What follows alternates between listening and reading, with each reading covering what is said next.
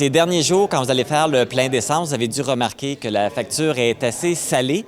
Donc, le Parti québécois propose une solution pour geler la hausse du prix de l'essence. Pour en parler, je suis avec Pascal Bérubé, député de Matane-Matapédia. Bonjour, Pascal. Bonjour. On vit quelque chose de pas évident ces temps-ci parce que la hausse de l'essence, ça devient très, très dispendieux. Et le parti, je pense, veut proposer quelque chose, une solution.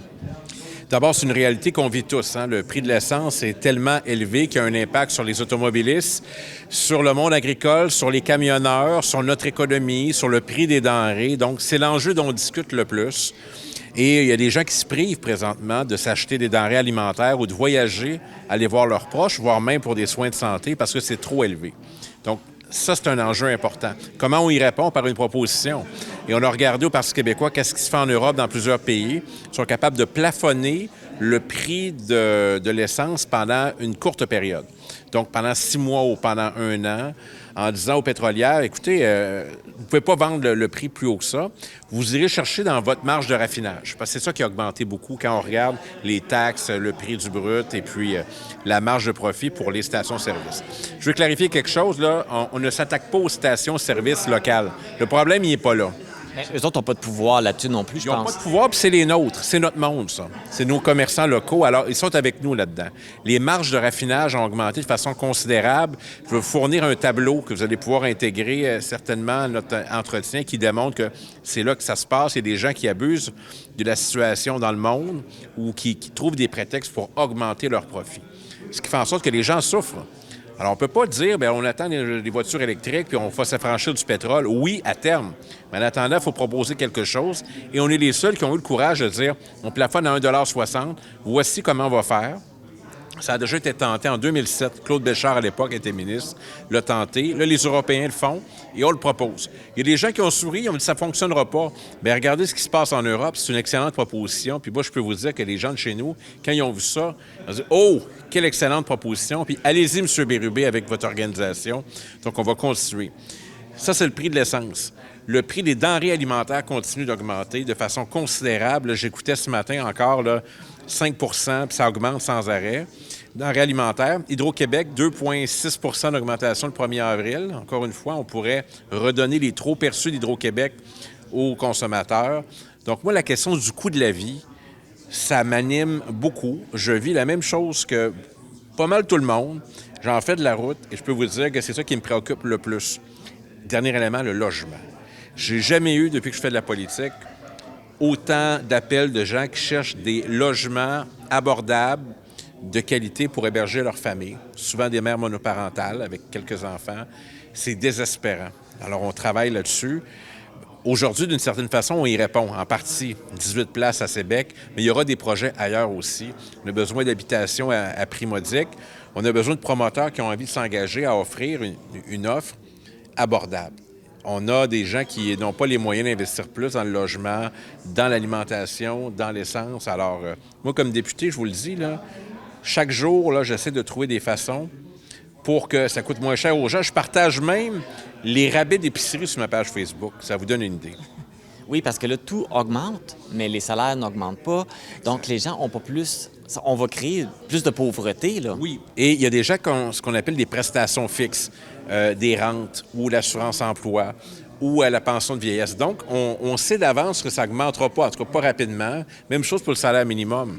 Donc, il faut faire des choix. Il faut couper à quelque part pour garder l'essentiel. Et je sais, moi, qu'il y a des gens qui se privent de nourriture.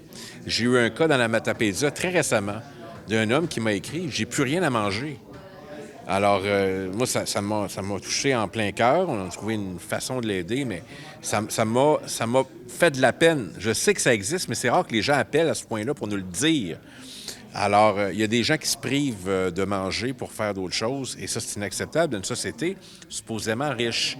Alors, je pense à tout le monde. Puis le pétrole, je vous le dis, c'est à la fois moi avec ma petite auto, les F-150 de nos entrepreneurs, les camions de nos fiers camionneurs de Matapédia, les fermes, les tracteurs, tu sais, le diesel.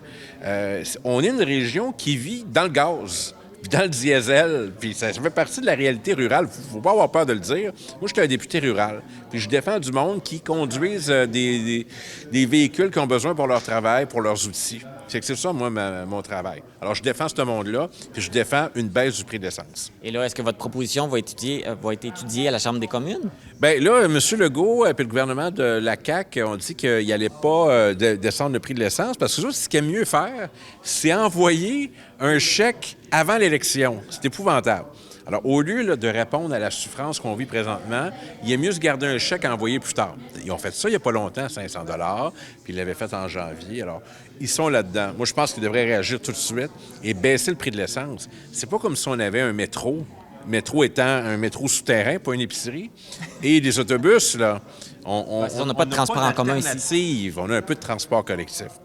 On n'a pas d'alternative. Donc, pour des gens comme ici, si on veut aider, bien, on plafonne le prix de l'essence, à tout le moins pour un premier 6 mois. La loi nous permet de le faire. Alors, c'est une idée géniale. Tout le mérite revient à Paul Saint-Pierre Plamondon, notre chef, qui sera d'ailleurs à Rimouski samedi matin pour le choix de notre candidat. J'invite les gens à nous appuyer là-dedans et à me parler de ce qu'ils vivent présentement. Comment ils balancent leur budget avec l'essence, le loyer, le prix des denrées alimentaires. Moi, ces histoires-là m'intéressent. Puis il y a des gens aussi, moi j'ai des cas récemment de gens qui ont besoin de dentiers, qui sont sur l'aide sociale, puis que là, les denturologistes ne les prennent plus parce que Québec ne paye pas assez. Ça va faire sourire bien du monde, en tout cas ceux qui ont des dents, mais c'est pas drôle, là. Moi, je suis pas capable de leur porter assistance. Je vis des choses comme ça quotidiennement. Mon bureau est une clinique sans rendez-vous. Alors, je prends tout le monde comme un médecin, on essaie de répondre au plus de demandes possibles. C'est sûr que si les gens commencent à vous appeler, c'est que là, l'urgence est palpable. C'est le dernier recours, c'est tout le temps ça, je suis habitué à ça. Monsieur Bérubé, sauvez-moi d'une certaine façon. On y arrive souvent, pas tout le temps, dans la limite des moyens qu'on a. Il y a des gens qui veulent qu'on intervienne des fois pour des choses qui n'ont aucun sens, mais quand c'est possible, on le fait. Alors, dans un grand territoire, je l'ai dit encore une fois, ce comté-là, c'est 45 municipalités différentes sur un territoire immense de 3 MRC, donc c'est complexe, mais on fait de la route, puis on a une équipe, puis on fait pour le mieux. Mais c'est pas simple, mais on le fait bien. Donc, ça va être des enjeux là, qui vont être présents dans la campagne électorale. Le coût de la vie, en ce qui me concerne, ça va être au centre. Soins de santé, coût de la vie, j'allais dire nos projets régionaux, mais quand je regarde les annonces qu'on a dans notre comté, ils sont à peu près tous réglés. Il m'en manque un important à Matane. Pour le reste, tout a été financé, puis il y a une belle démonstration. Quand on voit les millions qui sont annoncés dans le comté, bien, on voit bien que ça ne change pas grand-chose du pouvoir ou dans l'opposition. Il y a une différence. Dans l'opposition, je ne suis pas dans l'opposition dans le sens que je finis premier et j'ai le droit de parole pour interpeller les ministres, puis j'ai une bonne relation avec eux. Alors, je pense que les gens sont satisfaits de la situation, puis ils me le font savoir. Tu vois, ils veulent s'assurer que je sois là cet automne. Ils m'ont dit, M. Bérubé, lâchez-nous pas. Revenez cet automne, on va vous appuyer. Bon, je vais prendre aux mots, je vais prendre des notes sur qui m'a dit ça. Mais oui, j'ai envie de continuer. Puis si les gens sont... On a fait un sondage récemment, là, puis il y a un taux de satisfaction assez élevé. Si les gens qui sont satisfaits de mon travail veulent que je reste, je les invite à m'appuyer cet automne. Le plus tôt je vais le savoir, le mieux c'est. Oui, tout à fait, parce qu'il y a encore beaucoup de choses à faire pour la Matapédia. Et puis, Un gros été, mais je dirais un blitz jusqu'à la fin juin pour régler le plus de dossiers possible. On s'en est déjà parlé de ça, qu'on a une fenêtre là, d'opportunité. Il reste 3 semaines à l'Assemblée nationale où il y a des projets adoptés, mais il y a des choses que j'aimerais attacher. Quelques annonces qui nous manquent, puis des autorisations, mais sinon, à peu près tout réglé ce qu'on avait. Tout est en préparation presque réglée. Notre nouveau CPE, si vous passez devant Amqui, vous allez voir que c'est construit. On va pouvoir faire une inauguration en 2022, assurément. Donc, plein de bonnes nouvelles. La nouvelle passerelle à cause abscale, je pourrais vous en nommer plein. Là, je les connais par village, je peux vous les dire. Alors, c'est là qu'on en est. Puis, on a une belle année. 2022 à date, à part la pandémie. Pour la Matapédia, il se passe des belles choses. Bien, merci beaucoup, Pascal Bérubé. Puis c'est toujours agréable de pouvoir discuter de vous et de voir que vous tenez à cœur là, les problématiques de la Matapédia. Oui, alors c'était Pascal Bérubé en direct de Sébec.